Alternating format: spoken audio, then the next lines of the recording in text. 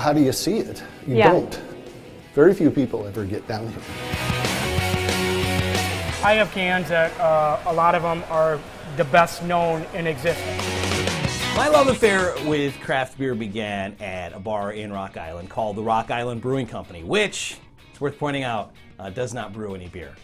There used to be a Rock Island Brewing Company. Check this out. This is from a calendar from 1895. It's the Rock Island Brewing Company, Rock Island, Illinois.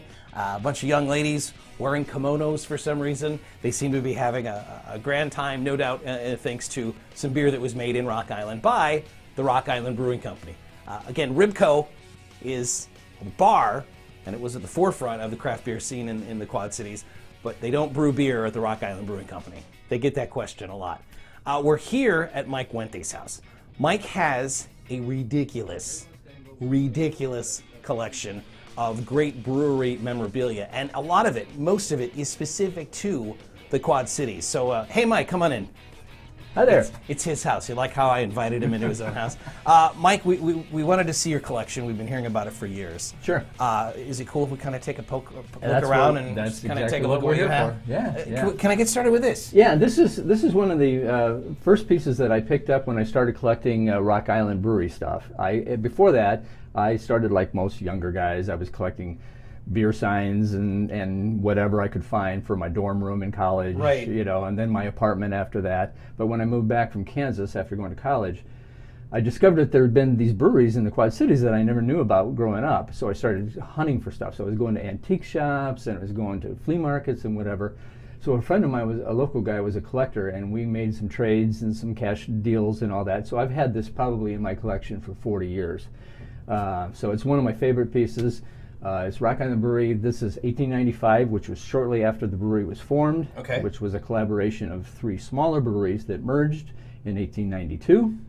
The Huber Brewery, the Atlantic Brewery, and the Rabel and Stengel Brewery merged to become the Rock Island Brewing Company. Rather than compete with each other, they decided it was best to join forces and become one big brewery. Yeah. And at the time, there were a lot of hipsters that were like, the beer doesn't taste as good because they've sold out. I'm guessing. Yeah, no. I'm guessing that's It could be, yeah, it could be. Let me ask you, Mike, about the artwork. Do you think this artwork was specific for Rock Island, or would they kind of do this commercially? This is what's known as a stock piece. Right. And then so the advertising companies, the lithographers and whatnot would have all these stock pieces of artwork. So these are not local girls. No, I think this was actually a vaudeville act. No kidding. Yeah, and from what I can tell, doing some research and all that, they had these girls or sisters had a name, which escapes me. But anyway. Let me ask you about these postcards. Sure. What is Huber City Brewery, Rock Island? What are these postcards? Is that somebody going on a tour and saying "Wish you were beer," or what kind of postcard is that? No, that's actually how they used to order beer in the 1800s. They would give these postcards out to their customers. A couple of these are all from the 1880s. So they would mail these in from Reynolds, Illinois, or Moscow, Iowa, or wherever they were in the 1880s. 1892, 1886. Look at those postmarks. So they'd mail a postcard to the brewery. Here's my order, and then the brewery would ship it out directly to them. This is a letter that somebody sent in 1919 trying to sell some of the near beer, the world's best tonic beverage. Yeah, this is a really good historical document because it's announcing that that Prohibition has arrived. Right. So this is 1919, and now they're telling you what they're going to be selling you during Prohibition. Right. So it was malt juice and Lily. Malt juice didn't hang around too long, but Lily, cereal malt beverage, and when we go back that way, we'll see a little tip tray for them. Right. I've seen Lily stuff at RIBCO. They have some stuff on the walls for Lily. So and that was that product. A near beer. A near beer. That you could, if you wanted to, make into something that had actual punch to it. Right? There's this piece, which is fascinating. This is, I am assuming, from another calendar here. It looks like this is where the right. Yeah, and they did a pages series would of have these calendars, so it's just basically a tavern scene. Gentlemen standing around, conversing, talking about their day, and having a beer. Right. And then over here, it kind of explains what is happening, and over here, it explains the same thing in German.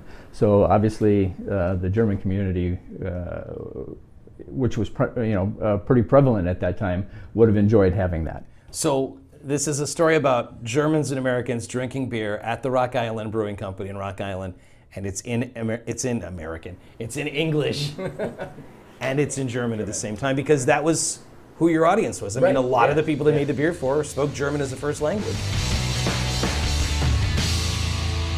So this is really one of the centerpieces of your collection.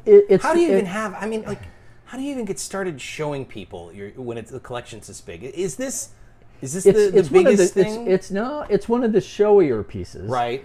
Because it's very unique. But this was actually the printer's proof that the lithographer would use to check the artwork, check the ink, check everything, just to make sure everything looked good before they actually printed the ink on the metal trays. Right.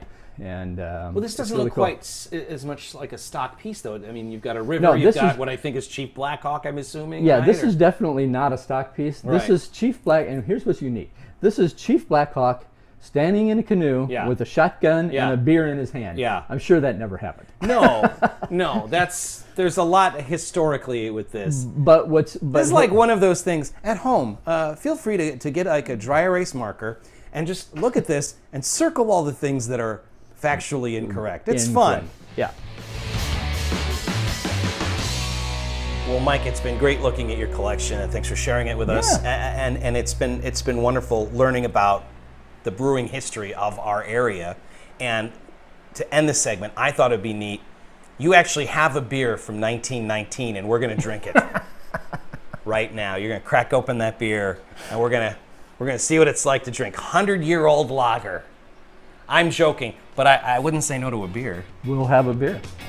Okay, so this is not from 1919. This is brand new. This is the Radical Effect collaboration with the people at Triptych down in Savoy, Illinois. But what's extra special about this beer is we're going to be drinking it out of these very old glasses. Very old glasses. The one you're drinking out of is the Zoller beer glass from Davenport, Iowa. Zoller where was that? West End, West right? End of Davenport, Okay. right? Yeah, and it was the post-Prohibition incarnation of the Independent Brewing and Malting Company, which then after Prohibition reopened as Zoller Brewing Company. Then the glass I'm drinking, and that was from the 1930s. So it's, 80, 90 years old. So this glass is from the 1930s. Right. And the beer is from today. And the beer is from today. So we got old meets new here. I love it. Anyway, cheers. Mike, it's been great looking at your collection, and I can't believe I'm getting to enjoy it in a way that it was intended to be enjoyed. So that's the way it is. Cheers. Thanks, Mike. Oh, that is good. That is good beer. It makes one realize that the city is deeper, more expansive than you imagine in the 20th century. None of them connect, but there's an expansive network.